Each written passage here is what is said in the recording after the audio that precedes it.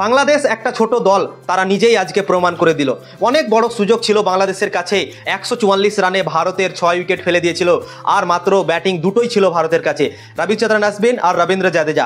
এদের দুজনকে আউট করে দিলেই তারা খুব সহজেই ভারতকে প্রায় 200 রানের মধ্যে অল আউট করতে পারতো, কিন্তু বাংলাদেশ সেটা করতে পারেনি। এখানে যদি কোনো বড় দল থাকতো, Australia, England, south Africa, New Zealand, এদের মধ্যে যদি কোনো একটা দল থাকতো, তাহলে ভারতকে টিকতেই দিত না, 200 রানের মধ্যে ভারতকে অল আউট করে দিত।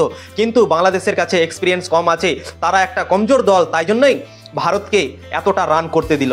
রবিচন্দ্রন অশ্বিন আর রবীন্দ্র জাদেজা যেভাবে আজকে খেলেছে বাংলাদেশি বোলারদের সামনে, বাংলাদেশি বোলাররা খুবই খারাপ বল করেছে এবং ভারতের যে রবিচন্দ্রন অশ্বিন, রবীন্দ্র জাদেজা ব্যাটিং করছিল তখন খুবই লুজ বলগুলো দিয়েছে। রবীন্দ্র জাদেজা, রবিচন্দ্রন অশ্বিনকে যদি সেই সময়তে কোনো বাউন্সার বল দিয়ে তাদেরকে আউট করার চেষ্টা করতো, তাহলে তারা খুব সহজেই আউট হয়ে যেত, এত টিকতে পারতো না। কিন্তু বাংলাদেশের বোলাররা বাউন্সার করার চেষ্টাই করেনি রবিচন্দ্রন অশ্বিনের সামনে এবং জাদেজার সামনে। তাদেরকে লেন্থ বল খেলিয়ে গেছে এবং রবিচন্দ্রন অশ্বিন আর জাদেজা তাদেরকে মেরে গেছেন। আজকের পিচটা খুব এত সহজ ছিল না, পিচে ঘাস রাখা হয়েছিল, আর সেখানে পেস বোলিং যারা ছিল তাদেরকে হেল্প করছিল এই পিচটাতে, আর বাংলাদেশের বোলাররা সেটা ফায়দা উঠিয়েছে। কিন্তু 2 সেশন পর তারা ঢিল দিয়ে দিয়েছিল, ভেবেছিল কি আর তো মাত্র দুটো ব্যাটসম্যান আছে, রবিচন্দ্রন অশ্বিন, এরা খেলতে খেলতেই আউট হয়ে যাবে।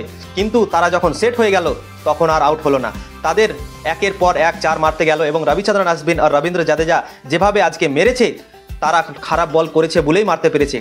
আর বাংলাদেশ যে ইনএক্সপিরিয়েন্স দল, তারা আজকে প্রমাণ হয়ে গেল। এখানে বড় দল থাকলে তারা টিকতে দিত না, তারা বাউন্সার মেরে তাদেরকে আউট করে দিত। যখন দেখছে কি হ্যাঁ 50 রানের পার্টনারশিপ হয়ে গেছে এদের মধ্যে, তখনই তাদেরকে বাউন্সার মারতে শুরু করে দিত। অস্ট্রেলিয়া, ইংল্যান্ড, সাউথ আফ্রিকা এরা যদি থাকতো, কিন্তু বাংলাদেশের বোলাররা একইভাবে বল করে গেছে, একই রকম বল করে গেছে। তাই জন্যই রবিচন্দ্রন অশ্বিন আর রবীন্দ্র জাদেজার জন্য খুবই সহজ হয়ে গেছে আজকের ম্যাচে ব্যাটিং করা। কেননা পিচটা আজকে প্রথম দিনের পিচ ছিল, প্রথম দিনের পিচ ভালোই থাকে, ব্যাটিং ফ্রেন্ডলি থাকে।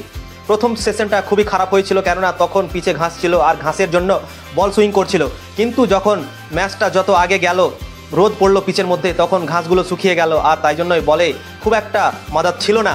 তাই জন্যই 2 সেশনের পর পিচটা দারুণ হয়ে গেছিলো, ব্যাটিং ফ্রেন্ডলি হয়ে গেছিল। বাংলাদেশি বোলারদের তখন একটা বুদ্ধি লাগা উচিত ছিল কি হ্যাঁ এদেরকে আমরা আউট করব কোনো একটা প্ল্যান করে, কিন্তু বাংলাদেশি বোলারদের জন্য কোনো প্ল্যান ছিল না, আর তারা একই লাইন লেন্থে বল করে গেল এবং ভারতের রবিচন্দ্রন অশ্বিন আর রবীন্দ্র জাদেজা তাদেরকে একই রকম মেরে গেল। তো কোনো বড় দল থাকলে অবশ্যই তাদেরকে প্ল্যান বানিয়ে আউট করে দিত, কেননা রবীন্দ্র জাদেজা আর রবিচন্দ্রন অশ্বিনই ভারতের লাস্ট ব্যাটসম্যান ছিল। 6টা ব্যাটসম্যানকে আউট করে দিয়েছিল বাংলাদেশের।